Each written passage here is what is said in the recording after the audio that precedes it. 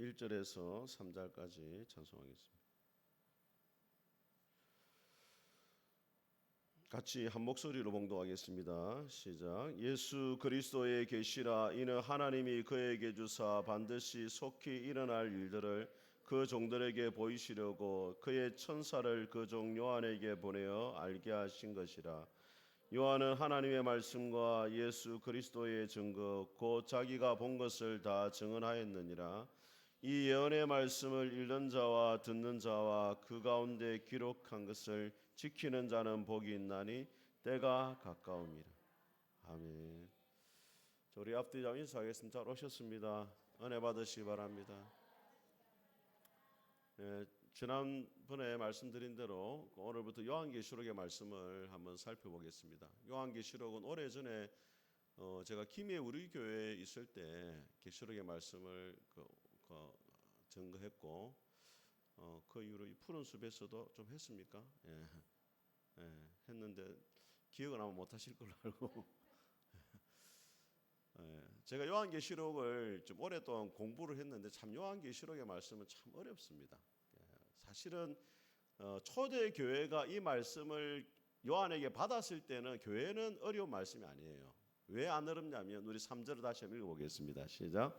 이 예언의 말씀을 읽는 자와 듣는 자와 그 가운데 기록한 것을 지키는 자는 복이 있나니 때가 가까움이라. 여기 문법을 보면 읽는 자는 단수로 되어 있고 듣는 자와 지키는 자는 복수로 되어 있어요. 왜 그렇겠습니까?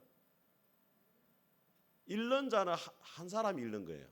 듣는 사람들은 많은 사람들이 듣고 지키는 거예요. 왜 그러냐면 지금은 여러분 우리가 개인 성경을 다 가지고 있잖아요. 그죠? 여러분 집에도 성경 몇 권 있잖아요. 그죠?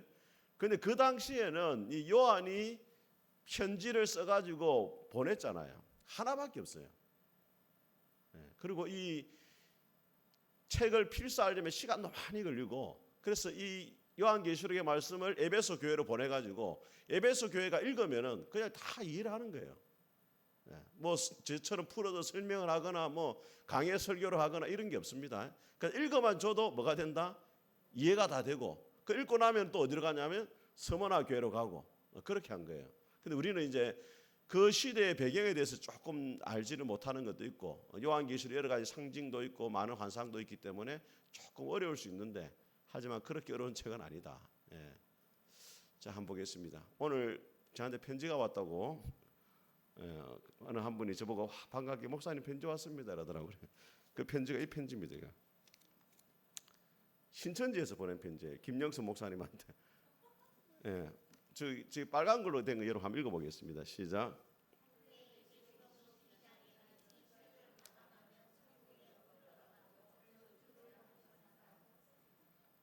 저런 내용으로 해가지고 저한테 편지를 보냈더라고.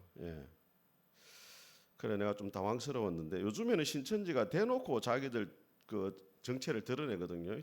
또 그 다음 내용을 보면은 이렇게 되어 있습니다. 오늘날 구원받을 곳은 계시록 7장 입맞은 신천지 12지파뿐입니다 하여 계시록 7장 입맞은 12지파에 소속되지 못한 자들은 한 명도 구원을 못 받는다 이렇게 되어 있어요. 근데 이 신천지 계시록 해석이 왜 잘못됐는지를 오늘 이제 여러분이 계시록 공부를 하면은 금방 알게 되어져요. 왜냐하면은 자 우리 2절을 같이 한번 읽어보겠습니다. 4절을 같이 읽어보겠습니다. 시작. 요한은 아시아에 있는 7 교회에 뭐하느니. 자 여러분 모든 성경을 읽을 때 여러분이 딱 한 가지 기억해야 될 것이 뭐냐면 이 성경이 처음으로 전해진 곳이 누구고 대상이 누군지를 잊으면 안 돼요. 자 빌립보서는 누구를 위해서 기록된 말씀이에요? 빌립보 교회에 주신 말씀이에요. 그러니까 1차적으로 빌립보 교회 성도들에게 이게 어떤 의미가 있었느냐를 해석을 하고 그 다음에 오늘날 나에게 적용을 하는 겁니다. 그러면은 이 계시록의 말씀은 처음 들었던 사람이 누구라고요? 아시아에 있는 7 교회에 주신 말씀이에요. 신천지에게 준 말이 아니라고. 그 신천지는 뭐라 말하냐면 자기에게 성취가 됐다는 거예요.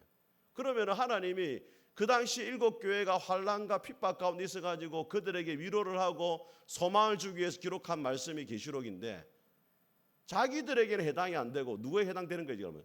신천지에게만 해당되는 말씀이다. 이러면은 계시록의 말씀이 7교회에 줄 이유가 있어요, 없어요?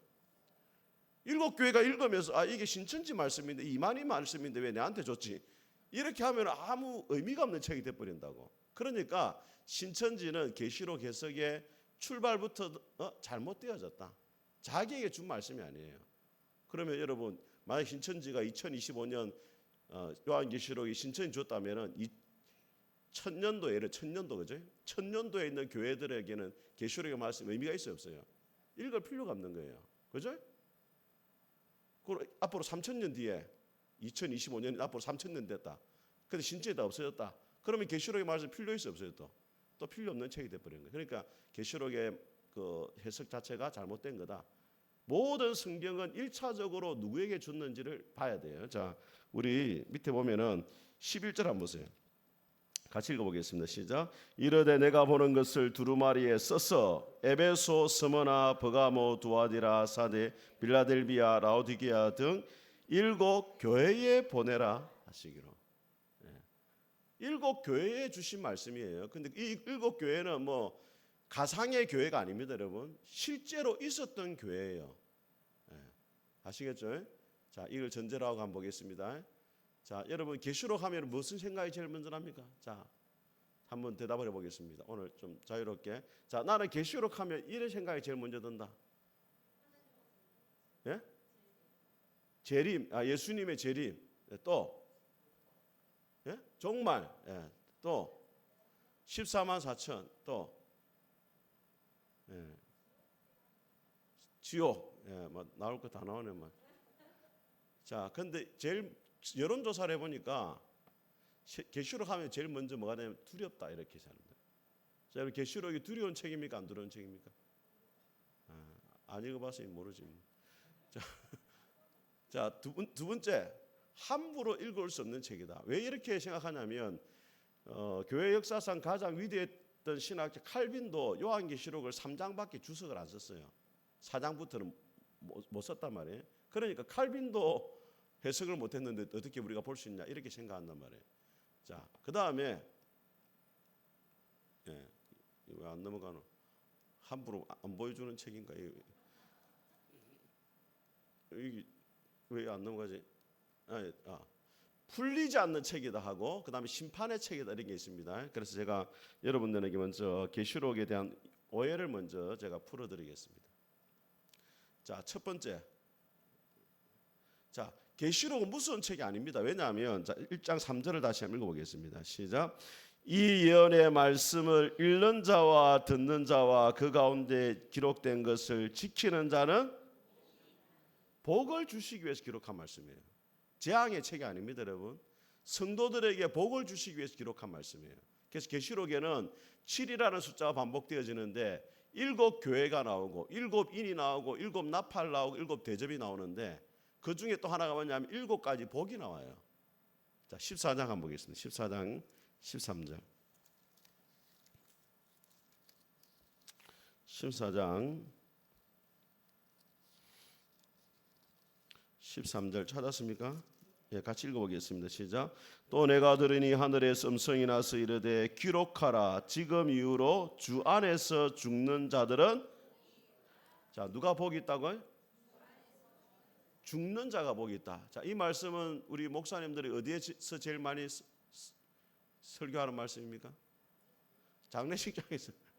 장례식장에 제일 많이 쓰는 말씀이 주 안에 죽은 복되. 오늘 우리 김행길 성도님, 고 김행길 성도님 소천하셨는데 주님 안에서 죽었으니 참 복된 죽음입니다. 이렇게 말한단 말이에요. 근데 그런 뭐 그 말씀도 맞아요. 맞는데 자, 지금 요한계시록의 상황이 어떤 상황이냐면 따라하는데 핍박 가운데 있다. 핍박 가운데 있으니까 사느냐 죽느냐 이게 문제란 말이에요. 예수님을 믿어서 죽을 거냐, 예수님을 배신하고 살 거냐. 그래서 계시록에 뭐라 말하냐면 주 안에서 죽는 자가 복이 있다. 차라리 믿음을 지키고 뭐하라? 죽으라는 거예요. 죽도록 충성해라. 이게 계시록의 핵심이에요. 옆에 분은 말합니다. 자, 죽읍시다 이야기했어요. 주 안에서 죽읍시다. 주 안에 죽는 게 복이 있다 이걸 말한단 말이에요. 자, 자, 두 번째. 왜 계시록이 무슨 책이 아니냐? 심판을 주관하시는 분이 누구냐면 예수님이에요. 자, 요한계시록 6장을 한번 보겠습니다. 요한계시록 6장. 자, 일곱 인에 대한 그 내용이 나옵니다. 일곱 인에 대한 내용이 나오는데, 자, 1절을 같이 읽어보겠습니다. 시작. 내가 봄에 어린 양이 일곱 인 중에 하나를 떼시는데 그때 내가 들으니 내 생물 중에 하나가 우레소리 같이 말하되 오라 하기로. 자, 어린 양이 일곱 인, 이제 두루마리가 있는데 그 두루마리가 인이 쳐져 있어요. 인이 도장이 찍혀가지고 붙어 있는데 그 붙어 있는 것을 뗀단 말이에요. 그 누가 떼고 있습니까? 어린 양. 어린 양이 누구예요? 자, 예수님인데 왜 어린 양이라고 계시록 이야기하고 있습니까? 자, 어린 양 하면 뭐가 생각나요, 여러분? 아, 훌륭하시네. 나는 또 어린 양 하면 또 양고기 생각할 줄 알았던, 제물을 바쳐져 죽었잖아요. 그러니까 어린 양이란 말이 계시록에 왜 나오느냐? 예수님도 하나님을 위해서 사명을 다하다가 죽었다 이 말이에요. 저와 여러분들을 위해서 생명까지 내어놓고 사랑하신 그 예수님이 우리 인생의 모든 역사를 주관하고 계시니까 여러분의 삶 가운데 환난이 닥치고 핍박이 닥쳐도 안심하라. 왜? 그 모든 일을 주관하시는 분이 누구니까? 예수님이 주관하니까. 그걸 이야기하고 싶은 거예요. 일곱 교회가 여러 가지 지금 환난이 있고, 어떤 사람은 순교를 당하고, 어떤 사람은 짐승의 밥이 되게 하고, 어떤 사람은 쫓겨나고, 어떤 사람은 장사를 못하고 힘들게 살아가는데 걱정하지 마라. 이 모든 것을 누가 주관하고 계신다? 예수님이 주관하고 있다. 여러분의 삶 가운데 일어나는 모든 일들을 누가 주관하냐면 예수님이 주관하니까 여러분 안심하라. 네. 할렐루야. 그 다음에 우리 계시록 우리 9장을 한번 보겠습니다. 자, 9장을 보면은, 자, 9장의 제목이 뭐라고 되어 있어요? 예, 그렇죠. 예, 9장의 제목이 없죠. 없는데 위에 보여야 돼, 위에. 왜냐하면 이어지는 내용이니까. 무슨 소리예요? 자, 나팔 재앙이 시작되는데 이 나팔 재앙이 9장 1절에 보니까 다섯째 천사가 나팔을 불매 이렇게 나오는데, 자, 3절에 보니까 또 황충이 연기 가운데로부터 땅에 위에 나오며 그들이 땅에 있는 정갈의 권세와 같은 권세를 받았더라. 그 황충이 나와요. 정갈 같은 황충이. 그들에게 이르시되 땅의 풀이나 푸른 것이나 각종 수목은 해하지 말고 오직 이마에 하나님의 뭘 받지 않은 사람, 인을 받지 않은 사람. 그러니까 이 사람들은 불신자입니까? 믿는 사람이에요? 불신자들입니다. 그래서 9장 마지막 한번 보세요. 마지막 20절과 21절 같이 읽겠습니다. 시작. 이 재앙에 죽지 않고 남은 사람들은 손으로 행한 일을 회개하지 아니하고 오히려 여러 귀신과 또는 보거나 듣거나 다니거나 하지 못하는 검은 동과 목석의 우상에게 절하고 또 그 살인과 목술과 음행과 도둑질을. 그러니까 이 나팔 재앙이 뭐냐면 믿지 않는 자들에게 회개하도록 하기 위해서 하나님 주시는 심판이란 말이에요.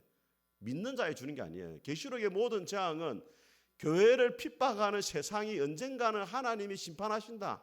그리고 교회는 하나님이 구원하셔서 새하늘과 새 땅을 인도하신다. 그러니까 지금 어렵고 힘들더라도 믿음으로 인내를 지키고 지키지 못할 것 같으면 차라리 죽어라. 그 말씀이에요. 아시겠죠? 그러니까 계시록은 여러분들에게 두려움을 주는 게 아니에요. 생각해 보세요. 일곱 교회가 지금 엄청나게 두려운 환경 가운데 있는데 또 하나님이 더 두려운 말씀을 줘가지고 예수님 똑바로 안 믿는데 죽는다. 이렇게 하겠어요? 아니면 위로를 하겠어요? 위로를 해주겠죠. 우리 하나님은 위로의 하나님입니다. 그러니까 계시록을 두려워할 필요가 없단 말이에요. 자, 다음 보겠습니다. 자, 계시록은 이해할 수 있는 책이 없는 책이 아니다. 자, 1장 1절 다시 한번 읽어보겠습니다. 1장 1절. 자, 예수 그리스도의, 자, 이까지만 딱 읽으세요. 예수 그리스도의 계시라. 자, 여러분, 계시라는 말은 뒤에 제가 설명하겠지만 열어서 보여준다는 말이거든요. 자, 이 이단들은 뭐라 말하냐면 계시록은 엄청나게 감추어져 있는 책이기 때문에 영어로 충만한 사람들만 이해할 수 있고 그 비밀을 발견할 수 있다는데 그건 거짓말이에요. 자, 계시라는 말 속에 이미 예수님이 뭐 한다? 보여주겠다는 거예요. 뭘 보여주느냐? 너희들을 핍박하는 세상의 끝이 어떻게 되고 교회의 끝이 어떻게 되는지 뭐 하겠다? 보여주겠다는 거예요. 예. 그래 기록된 말씀이니까 이해할 수 없는 책이 아니다 이 말이에요. 여러분 헬라 성경을 보게 되어지면은 이 계시라면 아포칼립시스인데 우리 성경에는 예수 그리스도의 계시라 이렇게 되어 있잖아요. 헬라 성경은 아포칼립시스 이에수스 그리스도 이렇게 되어 있어요. 계시란 말이 제일 먼저 나와요. 계시다. 무슨 누가 계십니까? 그 계시가 아니고 있습니다가 아니고 계시다. 보여줄 것이다 이 말이에요. 교회가 너무 지금 힘들어하고 있단 말이에요. 근데 주님은 딱 첫 번째 말이 뭐냐면 보여줄게. 할렐루야. 그러면 성도들이 볼 때 야, 뭘 보여주실란가 예수님이? 예? 기대가 되겠죠. 예, 그 이야기예요. 그러니까 이해할 수 없는 책이 아니란 말이에요.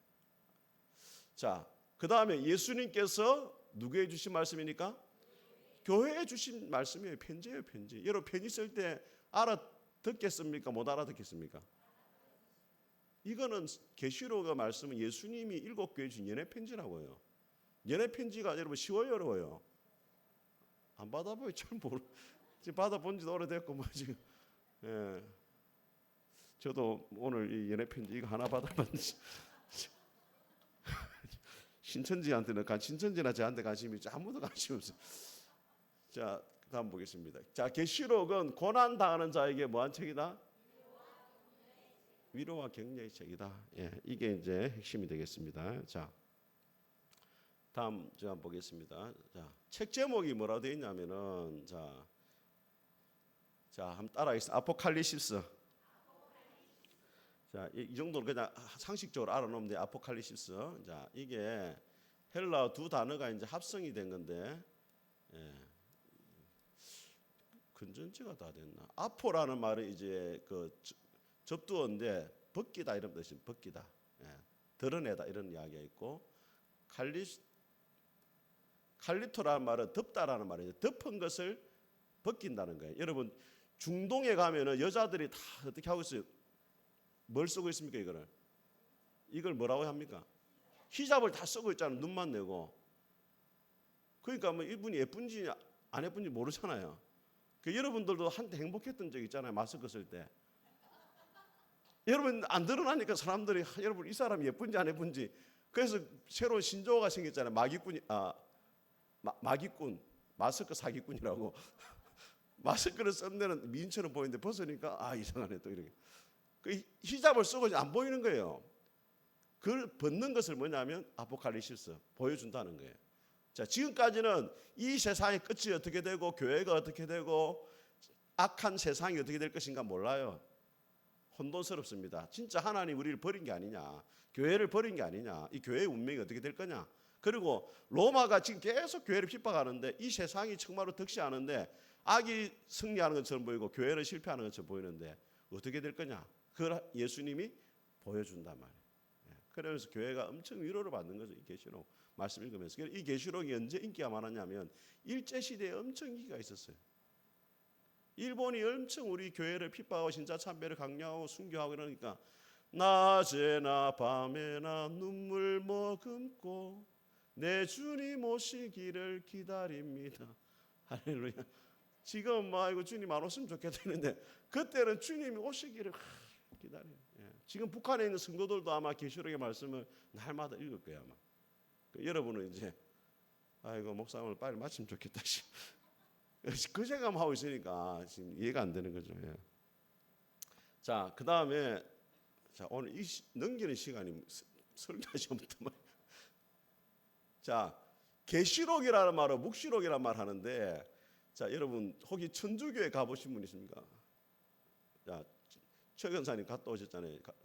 자, 천주교에서는 요한계시록을 뭐라 하냐면 요한 묵시록이라고 적어놨어요.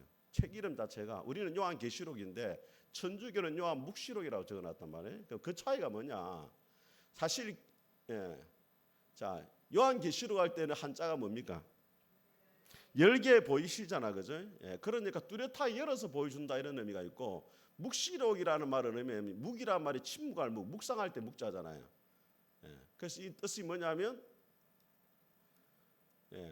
엄밀하게 감추은 신비를 보여준다 이런 뜻이에요. 근데 묵시라는 단어와 계시라는 단어는 헬라어 똑같이 아포칼립시스를 계시라고도 할 수 있고 뭐라고 할 수 있다?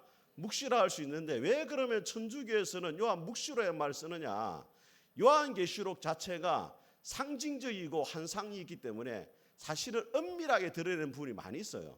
그래서 그 부분을 강조하다 보니까 요한계시록을 뭐라 쓴다? 요한 묵시록이라고 쓰고 있다. 이렇게 요한계시록의 어떤 문학 장르가 묵시적인 측면이 있어서 상징을 통해서 엄밀하게 드러내는 측면이 있기 때문에 요한계시록을 뭐라고 표현한다? 요한 묵시록이라고 한다. 야, 오늘 엄청난 거 아신 거예요, 여러분. 오늘 안 오신 분들 진짜 후회할 겁니다. 물어보세요, 주일날. 요한 묵시록이 뭔지 하나 물어보세요. 옛날에 영화를 보면은 다 묵시록이라는 영화가 나왔어요. 그지? 근데 그거는 좀 이 성경하고는 맞지 않는 이야기지만은 하여튼 그런 뜻이 있다. 그 정도 여러분이 아시면 되겠습니다. 자, 그리고 갑자기. 자, 계시록의 저자입니다. 같이 읽어보겠습니다. 1절 시작. 예수 그리스도의 계시라. 이는 하나님이 그에게 주사 반드시 속히 일어날 일들을 그 종들에게 보이시려고 그의 천사를 그 종 요한에게 보내어 알게 하신 것이라. 요한은 하나님의 말씀과 예수 그리스도의 증거고 자기가 본 것을 다 적어놨느니라. 자, 사실은 예수님이 보여주신 계시인데 이것을 요한이 적었기 때문에 뭐라고 하고 있다? 요한계시록이라고 하고 있다. 이 정도 아시면 되겠습니다. 근데 요한이 신약 성경 가운데 적은 또 하나의 성경이 있잖아요. 뭐가 있습니까? 요한 1, 2, 3서도 있고 또 요한 복음도 있어요. 그래서 요한 복음에 예수님을 가장 먼저 요한이 뭐라 말하냐면 보라 세상 죄를 지고 간 하나님의 어린 양이다. 요한 복음에도 예수님 어린 양, 계시록에서도 예수님을 어린 양 통하는 게 있단 말이에요. 자, 기록 장소가 어디라고 되어 있습니까? 반모섬입니다. 1장 9절 같이 읽습니다. 시작. 나 요한은 너희 형제여 예수의 환난과 나라와 참음에 동참한 자라. 하나님의 말씀과 예수를 증언하였으므로 말미암아 반모라 하는 섬에 있었더니. 자, 반모라는 섬이 이제 파트모스라는 섬인데 지금은 그리스의 영토입니다. 그리스의 영토. 그래서 이 터키의 지금 터키 지역에 여행하시는 분들이 가면은 뭐 한 번씩 그 반모 섬에도 가는 분이 있어요. 거기 왜 들어갔느냐?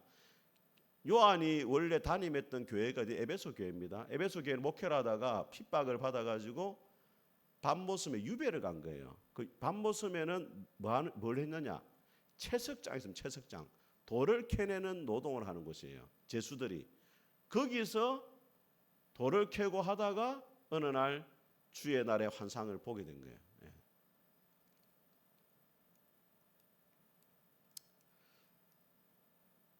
보여주시옵소서. 이게 여기가 반모섬입니다. 자, 여기 보시면 저기가 계시 동굴이라는데 요한이 계시를 받았던 장소를 동방정교회에서 기념으로 만들어 가지고 지금 관리를 하고 있는 곳입니다. 안이 저렇게 돼 있고, 또 저기 안이 저렇고, 자, 이게 돼 있잖아요, 그죠? 계시를 받은 거룩한 그 동굴이다 이렇게 돼 있죠. 자, 여기 계시 동굴 앞에 보면은 이렇게 돼 있습니다. 나 요한은 반모섬에 있다 이렇게 돼 있어요. 자, 7 교회가 지금 어느 지역에 있다고요? 소아시아 트루키의 지역입니다. 혹시 성기순례 가신 분 있어요 혹시? 우리 장로님 권사님 다녀오셨네. 역시 사람은 서울에 살아야 돼요. 김해는 소망이 없어요. 이러면 이 많은 사람들 중에 아무도 터키도 가보지도 못하고 서울에서. 근데 이제 7 교회가 있는데 7 교회가 지금 가보신 터가 남아 있는 데가 별로 없죠, 그죠? 거의 없어요. 다 사라져 버렸어요. 왜냐하면 이제 이슬람이 점령을 해놓으니까 교회 흔적이 거의 다 사라진 상태다. 자, 여기 보면 이제 7 교회가 나오는데 한번 따라 에베소, 스무나, 버가모, 두아디라, 사대, 빌라델비아, 라오디게아 7 교회잖아요, 그죠? 두아디라를 중심으로 해가지고 양옆으로 세 개 교회가 있잖아요. 이게 여러분 성전에 가면은 촛대가 있잖아요. 촛대. 그 촛대가 중앙에 대가 있고 양옆으로 세 개의 그 촛대 그 올리는 게 있잖아요. 그죠? 그 7교회가 그런 의미예요. 그러면은 왜 그러면 저 지역에다가 말씀을 전했느냐? 교회가 저거밖에 없었느냐? 아닙니다, 여러분. 그 지역에 교회가 있어요. 골로새 교회도 있잖아요. 우리가 아는 교회. 그죠? 그럼 저기는 뭐냐? 로마가 황제가 어떤 행정 명령을 딱 내릴 때 말을 타거나 걸어가 가지고 제일 거점이 되는 우편물을 제일 거점이 되는 곳에 방을 붙이거나 공고를 할 거 아니에요. 그 거점되는 지역이 에베소가 있고 그다음 또 어디가 있다고요? 스무나가 있는 거예요. 거기서 말을 타고 가다가 또 말이 안 좋으면 말을 갈아타고 가고 그런 지역이 에베소, 스무나, 버가모, 두아디라 이렇게. 그래서 이곳이 황제가 명령을 전하면은 그 명령이 전달되는 거점 자리다. 그런데 지금은 황제의 명령을 전달하는 것이 아니고 예수님의 계시를 전달하는 장소가 된 것입니다. 자, 저기 아마 저기 이제 접촉이 잘 되고 있습니다. 자, 시대가 AD 81년에 92년 도미티아누스 황제가 로마를 다스리고 있을 때고 다른 사도들은 다 순교했고 누구만 남았습니까? 요한만 남았어요. 왜냐하면 여러분 왜 요한이 남아 있겠습니까 지금까지? 예? 야, 우리 성도들이 수준이 언제리 높아졌어요? 십자가에 돌아가실 때 예수님이 그랬죠. 보라 네 어머니다. 여자여 보소서 아들입니다. 그래서 예수님이 마리아를 누구한테 부탁합니까? 요한에게 부탁을 하거든요. 그래서 요한이 다른 친구들은 다 복음 전하러 가는데 사실은 그 요양보호사가 돼가지고 그 마리아를 끝까지 돌아가실 때까지 마리아 옆에서 잘 돌봤단 말이에요. 그래가지고 나중에 이제 목회도 하고 이제 요한계시록까지 기록을 하게 된 거죠. 황제 숭배론의 소아시아에 큰 핍박이 있었습니다. 핍박이 황제 숭배를 거절하는 거예요. 근데 유대인들은 핍박을 거의 안 받았다. 왜냐하면 유대 종교는 로마가 원래 지역에 있던 종교들을 점령하면 지역 종교를 인정을 해줍니다. 근데 이 기독교는 신흥 종교거든요. 그러니까 인정을 안 해주는 거예요. 그런데다가 누구를 숭배 안 하느냐? 황제 숭배까지 거절하니까 엄청난 핍박이 이제 오게 된 거죠. 자, 유대교도 또 교회를 핍박했습니다. 유대인들도 핍박하고 로마도 핍박하고. 그 다음에 경제적으로 불이익을 당합니다. 황제 숭배에 참여하지 않으면은 상인 조합에 못 들어가요. 그럼 장사를 못 해요. 그래서 계시록 2장 한번 보겠습니다. 2장 8절. 8절 같이 읽어보겠습니다. 시작. 서머나 교회 사자에게 편지하라. 처음이며 마지막이요 죽었다가 살아나신 이가 이르시되 9절입니다. 시작. 내가 네 환난과 궁핍을 알거니와. 자 보세요. 환난이 있고 뭐하다? 믿음을 지키려니까 이렇게 되는 거예요. 그래서 하나님이 말씀합니다. 10절 말씀 시작. 너는 장차 받을 고난을 두려워하지 말라. 볼지어다 마귀가 장차 너희 가운데서 몇 사람을 오게 던져 시험을 받게 하리니 너희가 10일 동안. 하나님이 너무해요. 그냥 환난이 없을 거다 이래 주면 좋은데 앞으로 또 얼마 동안 10일 동안 더 환난이 있다. 제한된 환난이 또 있을 것이다. 그래서 같이 읽습니다. 시작. 내가 죽도록 충성하라. 그리하면 내가 생명의 간을 내게 주리라. 자, 이 말씀을 우리가 이제 이 헌신 예배 오시는 분들이 한 번씩 인용하는데 죽도록 충성하라 이 말은 죽을 힘을 다해 충성하라 이게 아닙니다, 여러분. 지금 핍박 가운데서 끝까지 믿음을 지키고 하다가 지금 순교의 순간이 왔다면 죽는 순간까지 믿음을 포기하지 말고 충성하는 자로 남아라 이 말이에요. 이해가 되십니까? 죽을 힘을 다해 한다는 게 아니고 죽는 순간이 와도 네가 충성을 포기하지 말고 예수님을 신하고 죽어라 이 말이에요. 좀 차이가 있습니다, 여러분.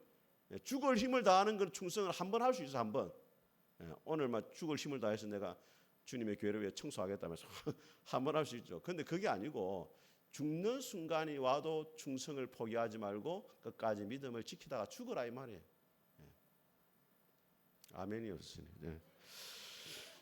자, 그 다음에 내부의 혼합주의와 거짓 가르침 때문에 인해 가지고 교회가 이제 서서히 지금 그 교회가 좀 이렇게 본질을 잃어가는, 그래 사대 교회나 라오디게아 교회 같은 경우는 살았다 이러면 가했잖아, 죽은 자다, 미지근하여 토하여 내치겠다, 신앙이 식어져 가고 있는 상태예요. 예. 자, 시간이 좀 다 돼가는데, 여기까지만 하고, 따라하겠습니다. 도미티아누스 황제. 이 정도는 알아야 됩니다. 도미티아누스, 로마 시대에 교회를 핍박했던 계시록에 기록된 시대 황제가 누구냐? 도미티아누스 황제입니다. 자, 베스파니아누스 황제의 아들입니다.